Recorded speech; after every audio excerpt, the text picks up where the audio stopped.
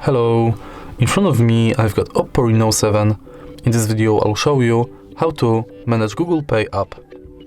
In the beginning, let's enter Google Pay app, select account and tap Get Started.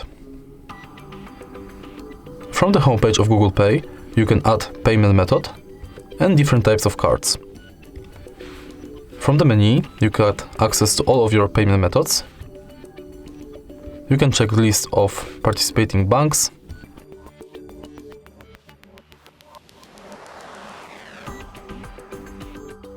And you can check your activity.